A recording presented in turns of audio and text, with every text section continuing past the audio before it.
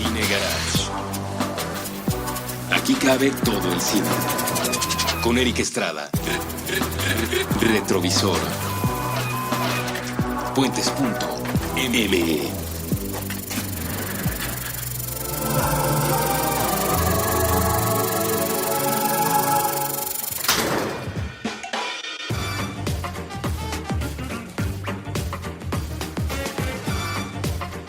Hola, muy buenas, yo soy Eric Estrada, les doy la bienvenida a un episodio más de Retrovisor. Vamos a hacer un ejercicio al cual los invito a participar. Me gustaría que esto empezara a tomar forma a la hora de buscar el tema para este episodio. Pues me fui por la salida fácil. Empecé a ver de 10 años en 10 años hacia atrás, a ver qué me encontraba, qué película cumplía años, qué película estuviera celebrando algo interesante. Y poco a poco, como todas las búsquedas que se hacen en internet, se empieza a caminar por rutas que uno no tenía contempladas, y justo eso me pasó con la búsqueda de esta tarde. Empecé a ver un poco el perfil de los años, de 10 años atrás, de 20 años atrás, como más general, más centrado en el calendario de esos 365 días, y a la hora de llegar a 1977, en donde, cuando se estrenaron varias de mis películas favoritas, me di cuenta que la lista nos entregaba propuestas y películas que por un lado llegaban a lo sublime, y por el otro lado nos regalaban churros escandalosos. Entonces, pues a la hora de empezar a hacer el guión, me di cuenta que pues sí, mucha gente de repente voltea hacia el pasado y dicen: mira, aquel año, qué buenas películas, qué diferencia con los años de ahora, en donde churro tras churro tras churro van tomando por asalto la cartelera. Y pues bueno, si de alguna forma el hecho de que ahora se hagan más películas también nos entrega más churros por un juego típico de matemáticas y de probabilidad, tampoco hay que vendernos a nosotros mismos la idea de que todo tiempo pasado fue mejor. Obviamente están sus luces, pero pues también están siempre esas sombras que, sin embargo, especialmente a la hora de hablar de cine, pues no lo son tanto, ¿no? Ya lo he dicho yo muchas veces en varios de estos programas, en muchos de nuestros episodios. Siempre será preferible que una película exista a que no. Entonces, hablando de churros, pues algo se entenderá, algo rescataremos, algo le daremos a la cabeza a partir de propuestas muy, muy extravagantes, como varias de las que vamos a revisar en este episodio. Entonces, llegando a 1977, viendo que era el año del estreno mundial de la Guerra de las Galaxias de Star Wars, con la que George Lucas se hizo mundialmente conocido, viendo que era el año de estreno de Fiebre de Sábado por la Noche y de Eraserhead de David Lynch, vi que a 77, como ocurre todos los años, de ahí vengo, le pasaba justo eso. Había unos churros estrepitosos, unos choques ahí con la creatividad y con el lenguaje cinematográfico de escándalo, pero que también había cosas muy bonitas. Entonces, queriendo hacer una selección de 20 películas malas, de 20 churros para 365 días, me di cuenta que pues poco a poco podíamos irle dando un poquito más de giro. Y en la lista, sí escogí 20 películas del 77, por supuesto se estrenaron muchísimas más, y más si hablamos de los estrenos a nivel mundial. Yo me estoy centrando en estrenos tanto en México como en Estados Unidos.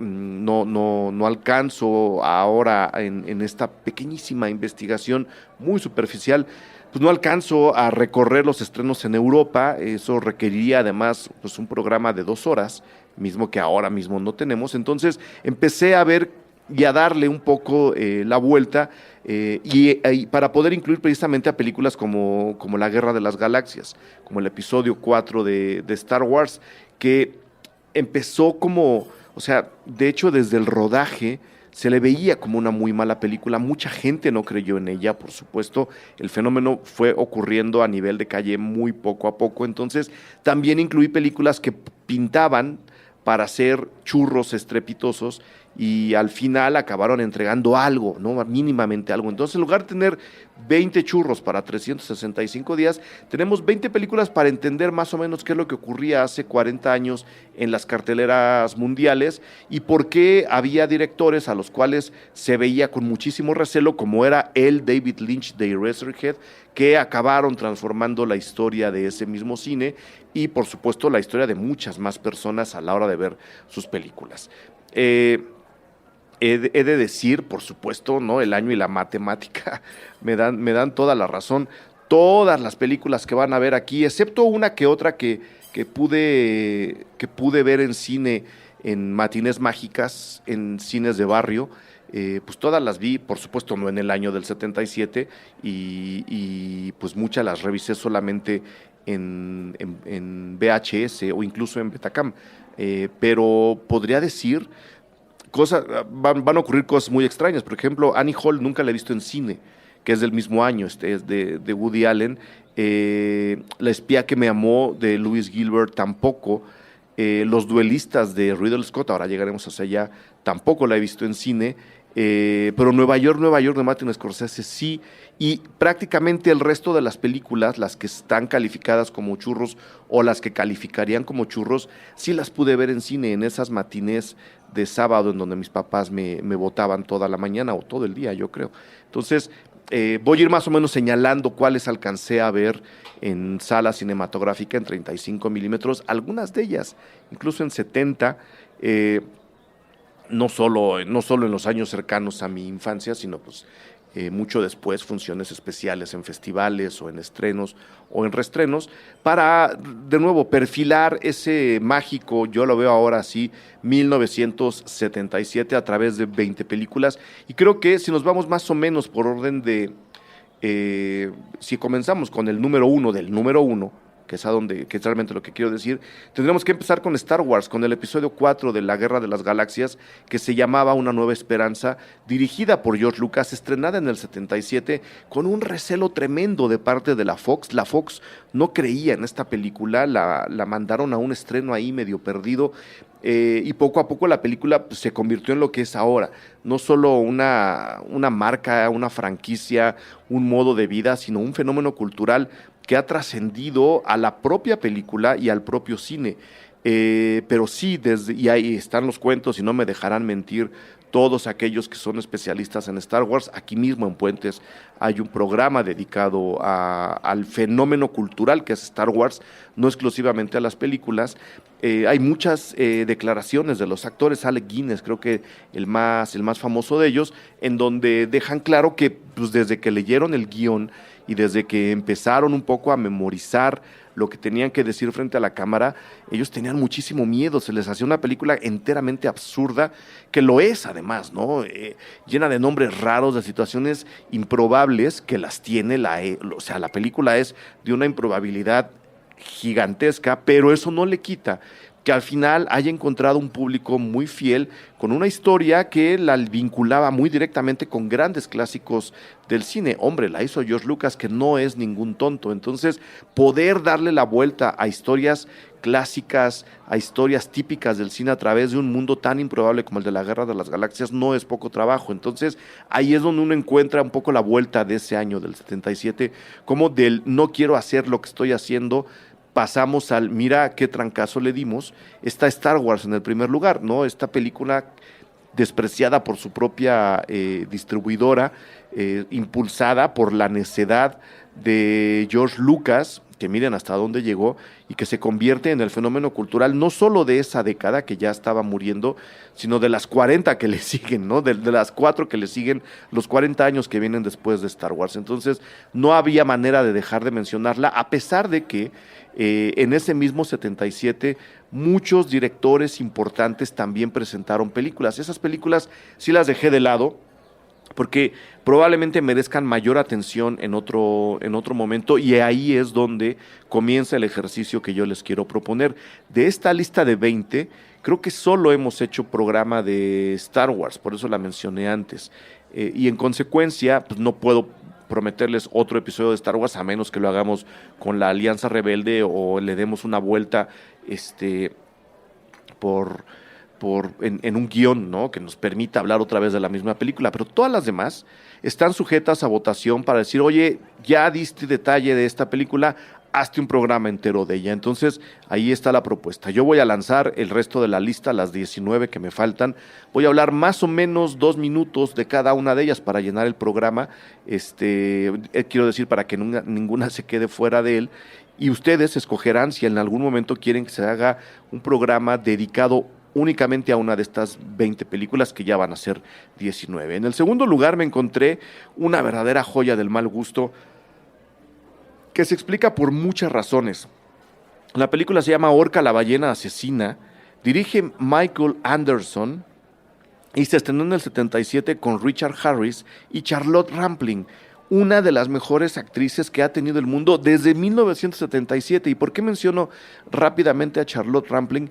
Porque ella va a aparecer en 2 películas de Los Churros del 77. No sé si acababa de comprar su casa, no sé si estaba pagando la colegiatura de la universidad de su hijo, no sé qué estaba pasando en la vida de Charlotte Rampling, que en el 77 tiene 2 enormes churros y uno es Orca la ballena asesina, que hereda todo el sentimiento de Tiburón de Steven Spielberg, que ya se había estrenado. Estamos hablando de un mundo cinematográfico después de Tiburón, y Orca la ballena asesina lo que hace es eso, nos lleva a la vida de un marinero que en algún momento mata a una ballena asesina, así se le llamaba antes a las orcas, ballenas asesinas, y otra orca que ve cómo ocurre esto, pues jura una especie de venganza movidiquiana contra este marinero, y lo va persiguiendo hasta que los dos pues acaban, ¿no? Frente a frente en un duelo mortal. Recuerdo muchísimo, esta la vi en cine, recuerdo muchísimo una toma en la que la orca sale a respirar, hay un close-up a uno de sus ojos, y en ese ojo vemos reflejada la figura del marinero al cual se está enfrentando este gigantesco animal. Y pues, la película es eso, el duelo animal entre un marinero y la orca, también completamente improbable, que desgraciadamente acabó estigmatizando a las orcas, ¿no? Hasta si ustedes le preguntan a gente mayor y le dicen, oye, ¿tú has visto alguna vez una ballena asesina? Si eso se lo dicen a un niño de 12 años, el niño dirá, no, pues las ballenas son de muchas, nunca he visto a una ballena matar a nadie. En realidad, creo que muy pocas veces hemos visto a una ballena matar a alguien, pero las orcas, para la gente que ya era consciente en el 77, siguen llevando el apellido de ballena asesina, y en mucho se debe a esta película. Luego, en el lugar 3, me puse a Encuentros cercanos del tercer tipo de Steven Spielberg. De nuevo, estamos enfrente de un Steven Spielberg post-Tiburón, y estamos hablando aquí de una de sus películas menos populares. ¿Por qué? Porque es ciencia ficción extraterrestre, es la historia de Steven Spielberg, dirigida por Steven, o sea, no él, pero hombre, todo el mundo sabemos que él es un entusiasta de la vida extraterrestre y también de la ciencia ficción, y pues bueno, muchas de las inquietudes que él tiene con respecto a eso están depositadas indirectamente en este guión y directamente en la película, una película que se sale por completo del, si lo queremos decir así, del estándar de creatividad de Spielberg. No suele ser tan así, digamos, y la gente no creía mucho en esta película. Hay mucha gente que todavía no cree en ella, hay mucha gente que todavía la ve con mucho recelo o simplemente no la toman en cuenta. Entonces, también por eso, porque pues acabó sorprendiendo a mucha gente, acabó marcándonos a muchos. Yo cuando la pude ver después en cine también me dejó con la boca abierta, y creo que ayudó a impulsar a muchos cinéfilos que no sabían que lo éramos. Y por eso quise incluir en la lista de los estrenos del 77 a Encuentros cercanos del tercer tipo. Si alguna vez encuentran, no es difícil, el Blu-ray con el documental sobre el rodaje de Encuentros cercanos del tercer tipo, chéquenlo. La verdad es alucinante ver cómo poco a poco las piezas se le fueron acomodando a Spielberg para poder sacar uno de los grandes clásicos de la ciencia ficción. Del otro lado, prácticamente al mismo tiempo, un director que muy poca gente conoce, pero que tiene películas muy interesantes, a veces muy violentas, le entraba al cine de acción también. John Badham estrenaba Fiebre de sábado por la noche. La película, yo creo que más que Vaselina, esta es en realidad la película que hizo famoso a John Travolta, no solo porque pues era un papel real. No estoy diciendo que el de Vaselina no lo sea, pero digamos que le exigía un poco más de chamba de actor como actor a John Travolta estar en Fiebre de Sábado por la Noche antes que estar en Vaselina, ¿no? Vaselina, pues bueno, es una obra de teatro, estaba todo como más puesto para que nadie se sintiera incómodo, y Fiebre de Sábado por la Noche es un drama urbano, violento, oscuro, intenso, que sí, que probablemente la gente lo recuerde como una gran película musical en donde la gente baila y parrandea el sábado por la noche. No, hay una historia muy seria ahí debajo, hay una historia de identidades ahí debajo, hay una historia de corazones rotos y de calles húmedas en el Nueva York de ese año, que era un Nueva York mucho más violento que el de ahora, que hacen de Fiebre de Sábado por la Noche una película muy, muy interesante. Entonces, aquí pasa un poco lo contrario de lo que ocurría con Star Wars. La gente la recuerda como un churro, probablemente porque no la han visto, pero en realidad no lo es. Es una película muy interesante de ver, con un John Travolta más serio, ¿no? Si alguien alguna vez hace la filmografía de John Travolta serio, siendo actor de verdad, creo que tendríamos que empezar por Fiebre de Sábado por la Noche de John Badham. Fíjense, la siguiente película, nada menos que David Lynch con Eraserhead. La aparición en el mundo cinematográfico de uno de los directores más importantes de la década de los 80 y de los 90 ocurre en el 77 con Eraserhead. Una historia marihuanísima, muy metida en drogas duras, según yo, en donde, pues sí, nuestro personaje central, hundido y absorbido por un entorno industrial prácticamente milenarista, ¿no? De estos que creían que el mundo se acababa en el 2000, que no hay salvación, ultra darky antes de los darkies, pues trata de sobrevivir a ese entorno violento, a esa ciudad come hombres, por un lado, trata de llevar las cosas a un buen término con una novia que siempre está de mal humor y que además le acaba de dar un hijo que no para de llorar y al cual este hombre ve como una especie de ser mutante no humano que no alcanza a identificarse con él. Por supuesto, es una película de un muy joven autor que está reflejando ahí pues, todos sus miedos, todos sus traumas, la inseguridad tremenda que él siente ante la vida en pareja y la paternidad, ¿no? Es un viaje dentro de la mente de David Lynch como muy pocas veces lo han visto. Sí, todas las películas también son muy David Lynch, pero creo que la enorme diferencia de Eraserhead con todas las demás es que este es un viaje hacia adentro de la mente de David Lynch y todas las demás son propuestas en donde la película, la cabeza de David Lynch, las ideas de David Lynch y las emociones de David Lynch salen y se convierten en película. Aquí lo que hacemos es meternos en su cerebro y ver que también es una película, pero esa película es Eraserhead. Darío Argento, ¿no? El gran creador no el creador, digamos como uno de los grandes representantes del giallo, pues a nivel mundial, ¿no? El giallo es un subgénero italiano, pero lo convirtió a Darío Argento en un faro del cine de horror, del cine fantástico en todo el mundo. Darío Argento estrenaba Suspiria o Alarido, como también se le conoce. Una película, pues ya saben, de asesinatos, entre sobrenatural y no, entre escandalosa pero no, muy al estilo del giallo. Creo que es uno de los giallos más clásicos que tenemos en el cine. Una película completamente marihuana, que eso además la une con muchas propuestas de esta lista. Las drogas que se usaban en ese momento, pues por supuesto provocaban fantasías, sensaciones e historias que se reflejan en cosas como Suspiria, que se reflejan en cosas como Orca, la ballena asesina. No dudo que se reflejen también en Star Wars, y pues eso también le da una particularidad al año 77 y a la manera como están enfrentando sus propias fantasías. Y Eraserhead es una, Suspiria es otra, y creo que la siguiente en la lista también lo es, Abismo, una película dirigida por Peter Yates, un director de encargo muy interesante. ¿Por qué? Pues porque sabe filmar, pues sabe contar las historias, así como tenía Abismo, una película de cazarrecompensas, de cazadores de tesoros, perdón, que tienen que bucear, que tienen que ir al fondo del mar, en donde, pues, por supuesto, las cosas empiezan no a salir perfectamente bien para dos chavos que acaban acompañándolos. Peter Yates cuenta esa historia, pues, también con una especie de psicodelia controlada pues muy rara, ¿no? Al mismo tiempo muy azul, pero también muy, muy oscura.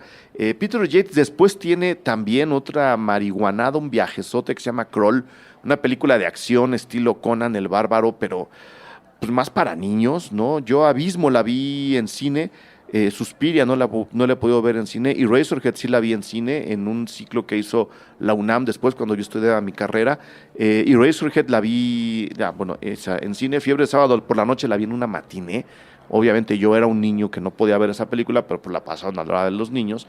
Y Abismo, pues encaja muy bien con todas estas. La película está basada en una novela de Peter Benchley, que es el autor de la novela de Tiburón. Es la época, ¿no? Si todo viene más o menos ligado, pues vean la fecha de publicación de Tiburón, luego vean la fecha del estreno de la película y luego vean cómo otra novela de él, Abismo, se convierte en película a través de la dirección de Peter Yates. En el número 8 tenemos un refrito tremendo que se llama Carga Maldita, pero dirigida por William Friedkin, que es el director, entre otras cosas.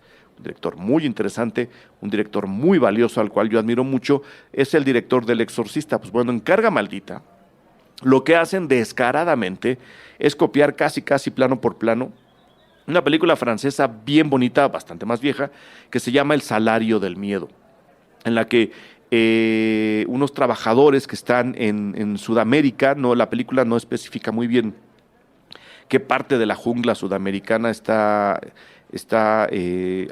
cobijando esta historia.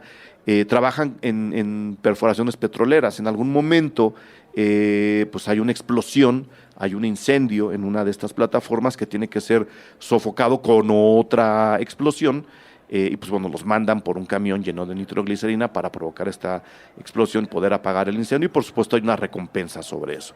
Y pues tienen que ir en medio de la jungla, donde no hay carreteras, donde no hay puentes. Entonces el chiste es tratar de que no exploten ellos con la nitroglicerina, y puedan llegar a apagar el incendio. Pues bueno, hay una versión gringa, ya ven que a los gringos les encanta fusilarse todo este tipo de cosas, en el 77, que dirigió William Friedkin, que se llama Carga Maldita. Voy a dejar, no, todavía me da tiempo de seguir con llegar quizás hasta el 10, ¿no? Yo pensé que ya me comí el tiempo, creo que vamos muy bien. Yo la verdad no recomiendo Carga Maldita, recomiendo El Salario del Miedo. Y yo la verdad no recomiendo Abismo, recomiendo Tiburón en película. Ya no he leído la novela, no he leído Tiburón, la novela, y por supuesto no he leído Abismo de Peter Benchley. Pero bueno, ahí está Carga Maldita. En el número 9 tengo una cosa súper alucinante que también pude ver en una matiné, que se llama Aeropuerto 77. O sea, directo al año, ¿no? Dirige Jerry Jameson. Y pues lo que hace, como el cine de desastres todavía estaba, digamos, pues muy metido en el gusto del público de años anteriores y algunos posteriores, muy cercanos al 77, pues está Terremoto, está Infierno en la Torre. Pues Aeropuerto 77 hace su aportación contando la historia de unos secuestradores de aviones que pues van en un Boeing, y lo secuestran, ¿no? Entonces se hacen del avión, pero en algún momento entran a un banco de niebla en pleno vuelo. Las cosas van mal y el avión se estrella en el océano y queda hundido, no recuerdo cuántos metros, bastantes deben ser, porque pues prácticamente nadie salió nadando para llegar a la superficie, y el que lo intenta le explota la cara enfrente de la cámara. Entonces pues supongo que era una profundidad considerable, y la película narra un poco el proceso de la película narra el proceso de supervivencia de los pasajeros y los intentos para rescatarlos de parte del mundo que está expectante con lo que ocurrió con este accidente. Intentan inflar globos para sacarlo, mandan bustos también para sacar gente. Un desastre, ¿no? Un desastre muy interesante, muy entretenido, más que interesante, muy, muy entretenido, muy metido en la onda de los desastres donde nadie se salva. No les voy a decir en qué acaba Aeropuerto 77, pero ahí la pueden encontrar, seguro está en YouTube. Es una de esas películas que uno se encuentra en el canal B de YouTube, así donde está todo lo no popular, todo lo que no se ha visto en 3 o 4 años, ahí seguro encuentran la película. Luego, en el número 10, para quedarnos a la mitad de la lista, tengo Tentáculos, que también es una película que hereda el sentimiento y que quieren quedarse un poco con las migajas del pastel que dejó Tiburón. Ya habíamos hablado de Orca al principio de esta lista. Tentáculos es otra, que además se roba incluso parte de la historia de Tiburón, pero por supuesto con un pulpo gigante, ¿no? Todo ocurre en una bahía en donde no recuerdo si es una hidroeléctrica o es una fábrica de algo. Se supone que están trabajando, que todo es para el bien de la comunidad, ya saben, ¿no? Aquí vamos a generar empleos, aquí lo vamos a hacer todo muy bien, pero pues, esta fábrica o central o lo que sea, eso sí no lo recuerdo, está contaminando el agua y en algún momento pues empiezan a encontrarse cadáveres ya ni siquiera en estado de descomposición, son los esqueletos casi pelones de la gente que vive en esa bahía, y a la hora de investigar quiénes son estos muertos, por qué murieron, qué fue lo que pasó, se dan cuenta que lo que está ocurriendo es que hay un pulpo gigante que se los está comiendo. Pero el quien está investigando esto, fíjense cómo son las cosas, vayan comparando con Tiburón, quien está investigando todo esto, el policía, ¿es policía o reportero? Creo que es reportero. Descubre todo esto, que hay un pulpo gigante en las aguas de la bahía, muy poco tiempo antes de que comience una competencia de regata en donde su sobrino va a participar, ¿no? Que es un poco lo que le ocurre al pobre policía en Tiburón. Mucho del miedo que él tiene sobre lo que está ocurriendo y la situación, pues es porque a sus hijos les encanta estar en el agua, ¿no? Entonces él dice, ¿cómo les voy a prohibir estar en el agua si vivimos junto a la playa? ¿Y cómo voy a hacer que el tiburón que sé que está ahí no se los va a comer a ellos? Pues con eso juega Tentáculos, una terrible película de Ovidio G. Azonitis, que aquí se hace llamar Oliver Hellman, que estrenó también en 1977. La voy a dejar ahí, porque vamos a regresar con un par de sorpresas, especialmente ahora que Alien está en la boca de todos. Vamos a hablar de una película anterior de Ridley Scott que también se suele olvidar y que a mí me gusta mucho. Entonces, vámonos ahora sí al corte de este episodio y venimos a hablar de Churros o Churros que no fueron de 1975.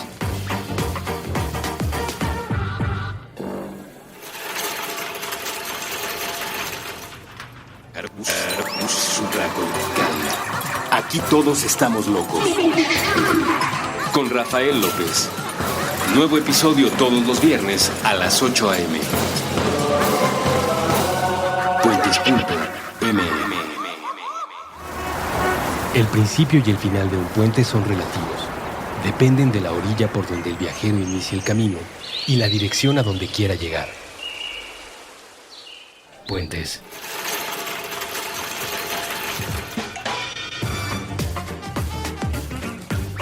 Muy bien, estamos de regreso. 1977 es, entre muchas cosas, y ya les dije varias, ya les di muchas razones para revisar este año, es el año del estreno de Annie Hall, dirigida y protagonizada por Woody Allen. Quizá una de las mejores películas en su filmografía, para muchos la mejor película en toda la filmografía de Woody Allen. Fíjense el atrevimiento de decir eso, es un director que todos los años estrena una película. Entonces, decir que Annie Hall del 77 es su mejor película es muy aventurado, pero tiene muchísimo fundamento. Es una historia de amor, tal cual. Toda la gente que, y vamos a volver a citar a La La Land al rato, toda la gente que alucinó con La La Land, que se emocionaron con La La Land, que dijeron, hombre, qué historia de amor, ¿no? Qué pareja tan dispareja, que parece pareja.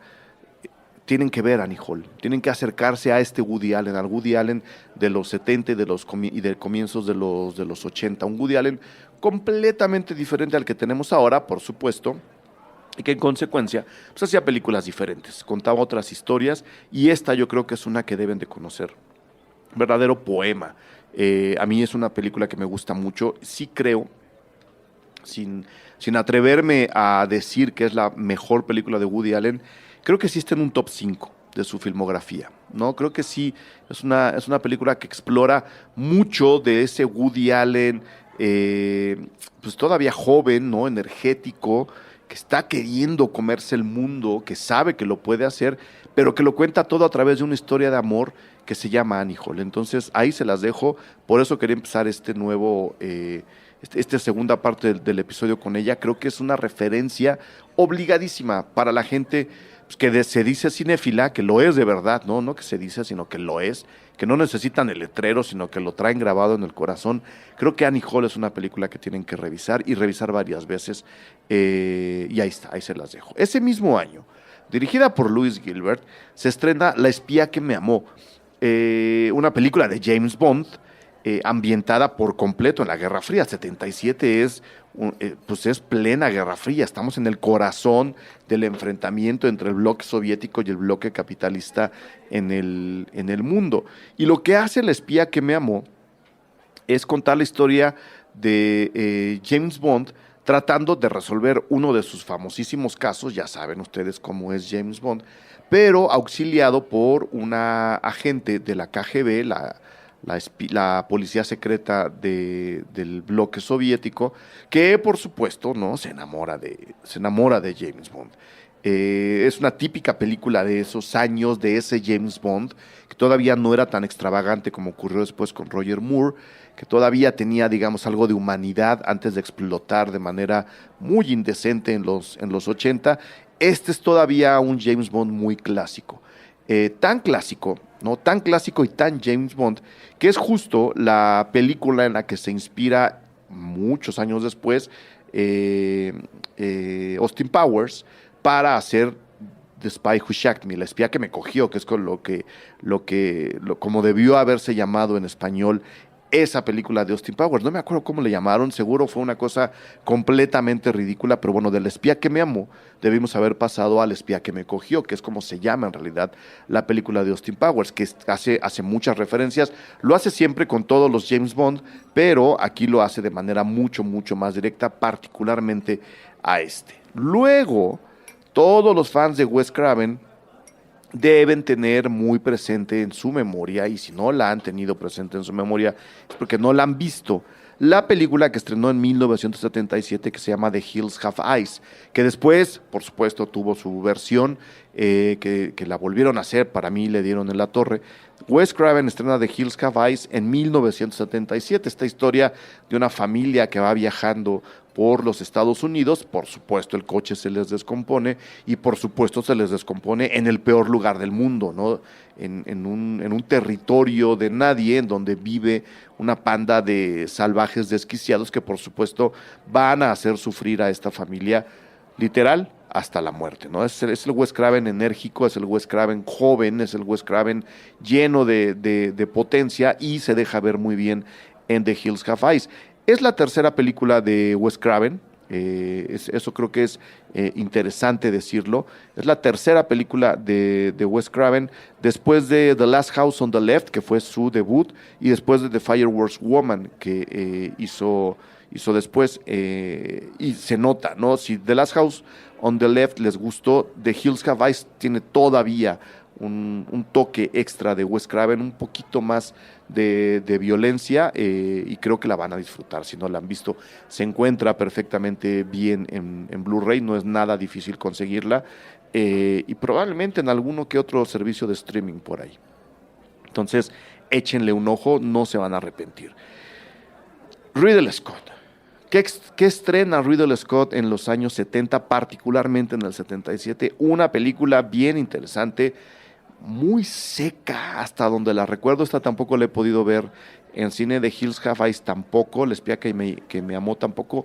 Annie Hall sí, porque pues bueno, las películas de Woody Allen dan la vuelta en ciclos de cine y en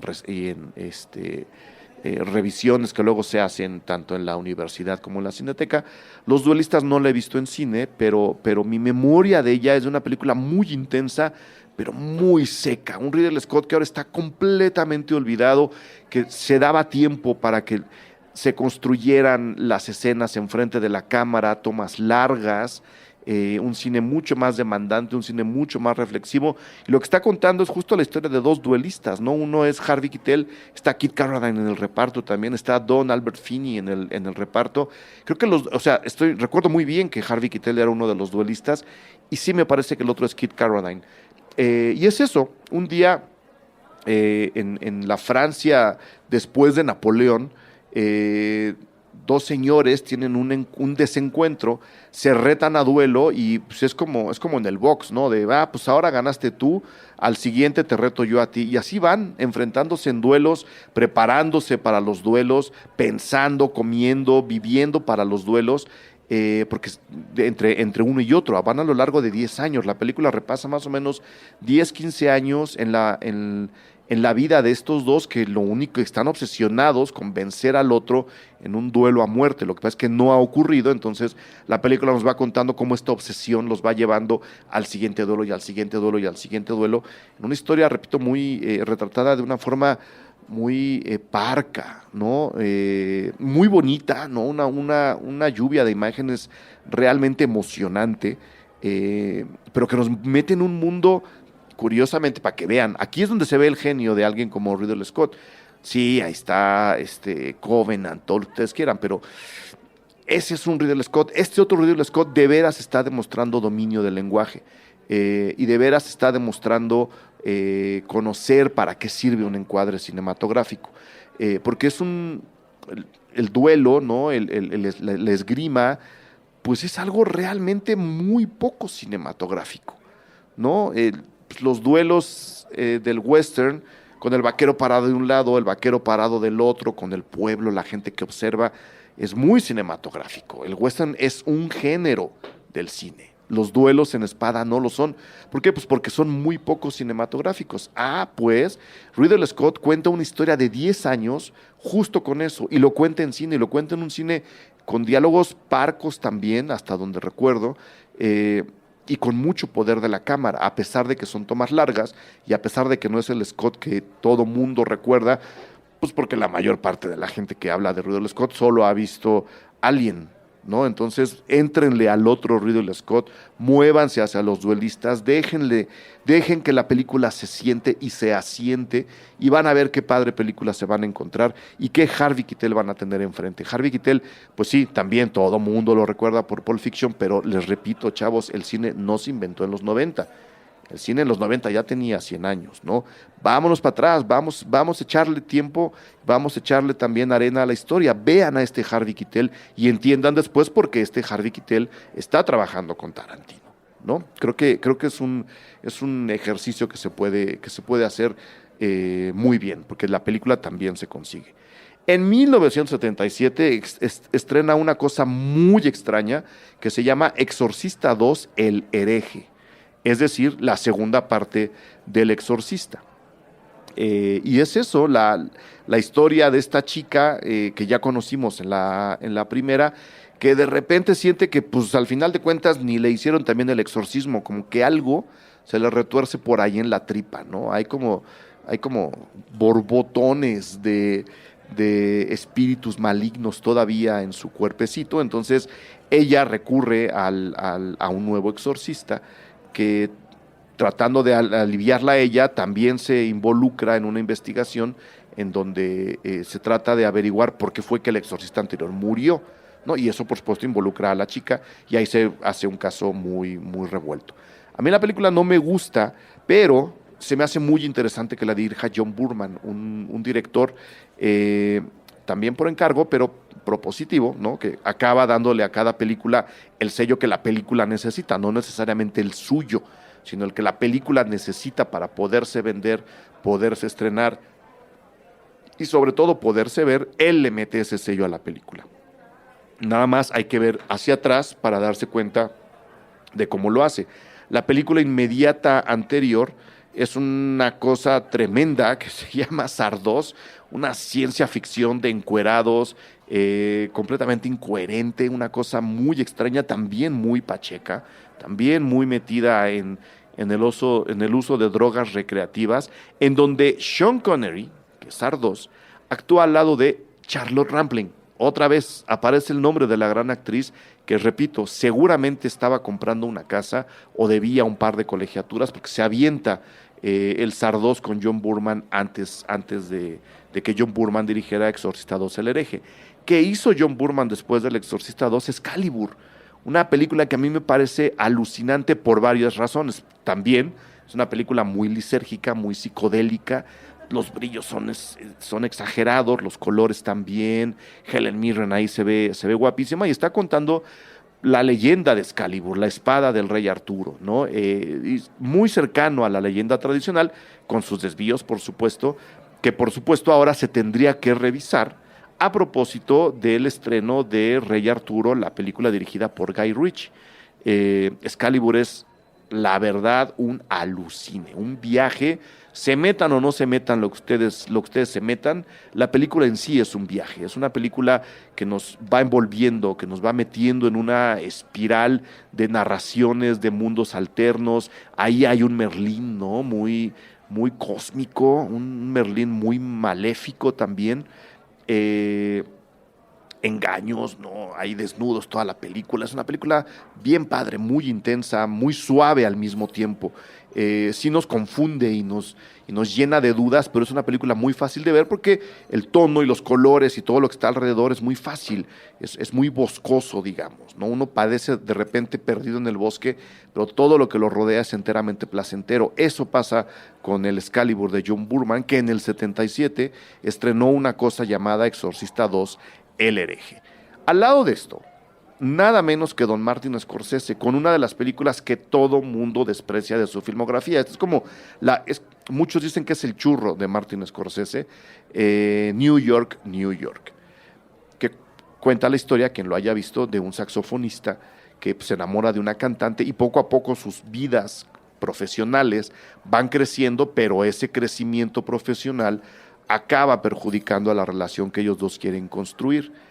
Si esto les suena a La La Land, pueden estar seguros que de allá para acá hay un vínculo directísimo, directísimo. Nada más que esta película está dedicada a Nueva York, por eso se llama como se llama, New York, New York, y la otra está dedicada a Los Ángeles, por eso se llama así, La La Land, que es como mucha gente llama a la ciudad de Los Ángeles. Sí, se ha hablado mucho de las relaciones, de las correlaciones, de los vínculos, no solo entre historias, sino de segundas lecturas entre New York, New York y La La Land. Chéquenla. O sea, es la misma invitación de hace rato. Si de veras les gustó aquella, si de veras les gustó la historia que les contaron en La La Land, que yo he prometido no volver a ver jamás, porque me aburriría todavía más que lo que me aburrí la primera vez, vean también New York, New York, éntrenle a este otro Martin Scorsese, ¿no? Al Martin Scorsese,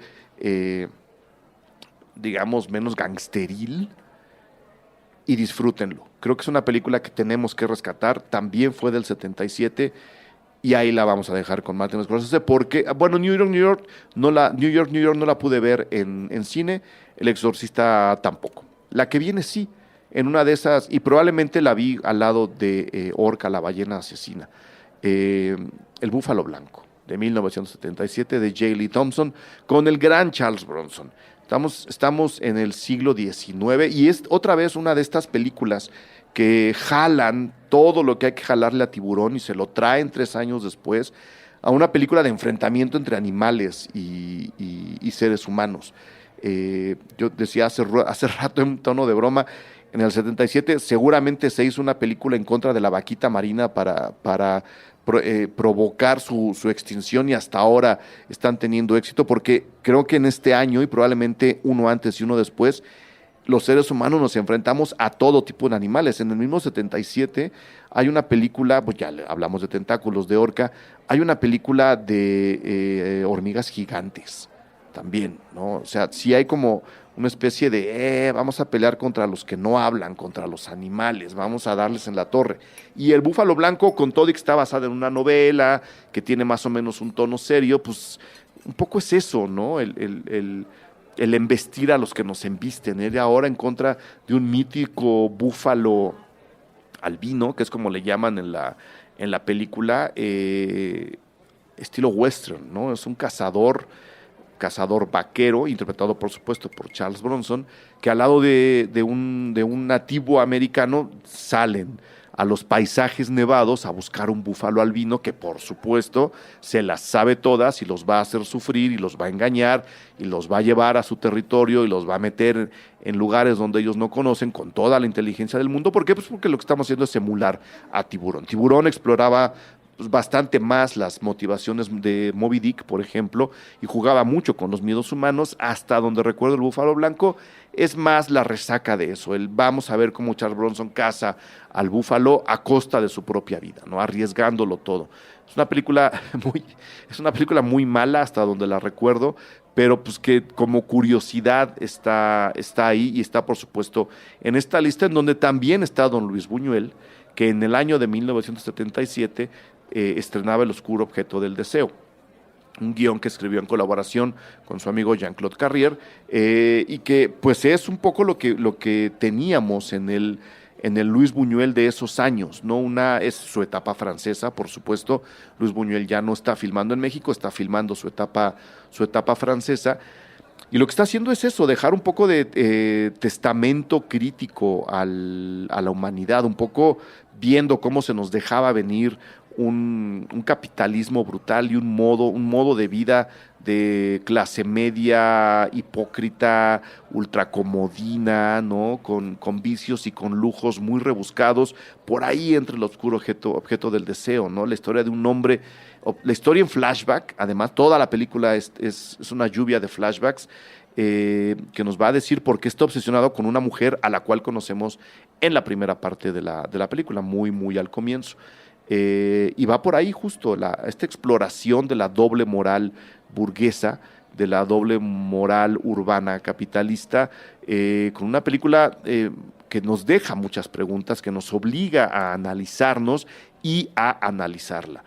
Se las dejo ahí también de tarea. Creo que El oscuro objeto del deseo es una película que de nuevo mucha gente no tiene registrada en el Buñuel. Hay muchos que también se llaman cinéfilos que se paran en los olvidados y dicen después de eso no hubo Buñuel. Hombre, hubo mucho Buñuel y muy buen Buñuel. Entonces ahí hay un nombre más para que lo exploren.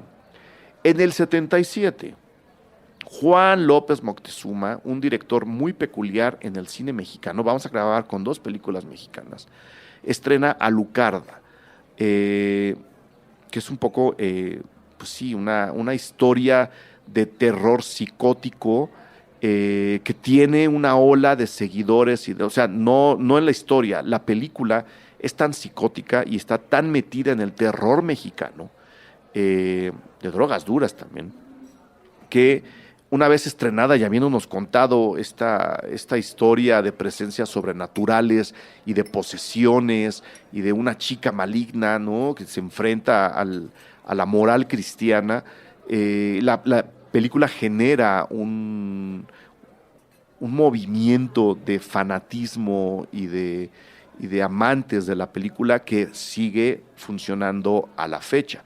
Yo creo que es una de las películas que más he visto. Hay una reedición de Alucarda ahora en venta en las tiendas de Blu-ray y DVD. Díganme cuántas películas del 77 pueden ustedes encontrar en DVD y en Blu-ray en este momento, sin esfuerzo, llegar y decir, oiga,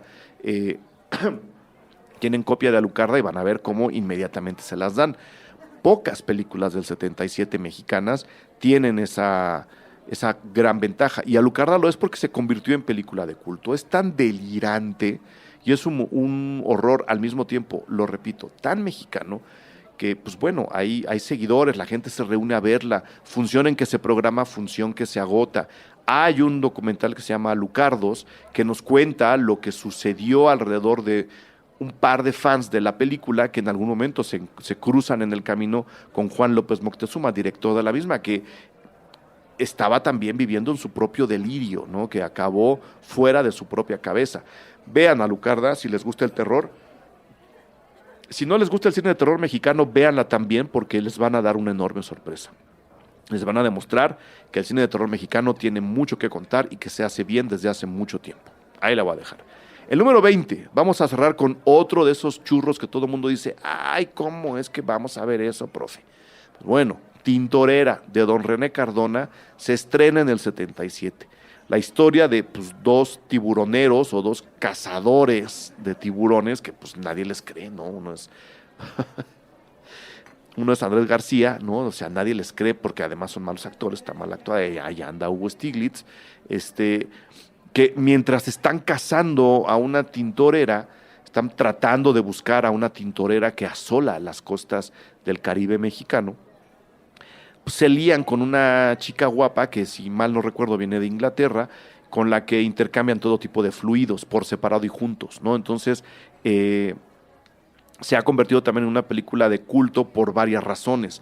Por las implicaciones, que no lo son tanto, yo las veo bastante explícitas, de la relación homosexual entre los dos personajes masculinos, por supuesto, por su liberalismo, que lo estoy entrecomillando, sexual, y por supuesto porque está tratando, ¿no?, de chupar todavía la energía del tiburón de Steven Spielberg. O sea, todo eso mezclado acaba dándonos un churro ya muy retorcido que tiene su encanto.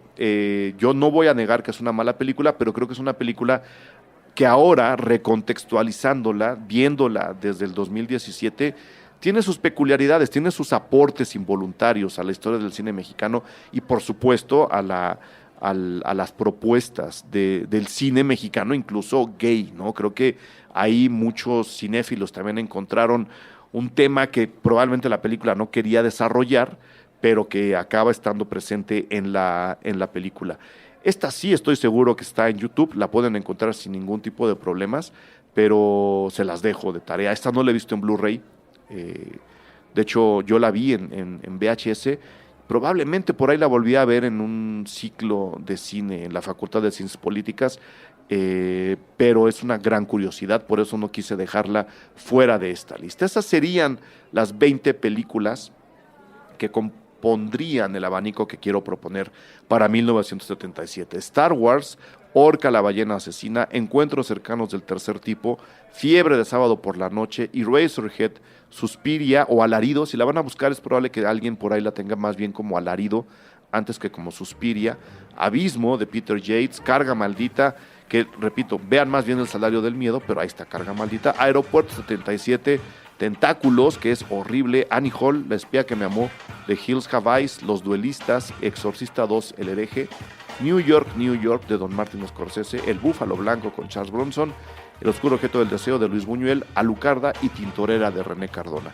De esas películas, aquí comentadas de manera muy rápida y muy fugaz, ustedes pueden escoger una o varias o todas para irles haciendo su programa conforme el retrovisor vaya saliendo. Entonces, si alguien por ahí se va a tomar la molestia, mándenos mensajes, consíganse 5 o 6 votos, ¿no?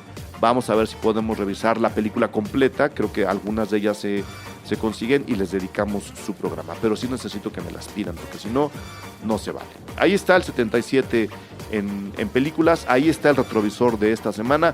Muchas gracias por escucharme, yo me voy a ver una vez más El búfalo blanco.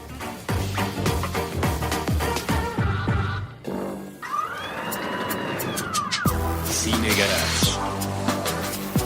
Aquí cabe todo el cine. Con Eric Estrada. Retrovisor. Puentes.me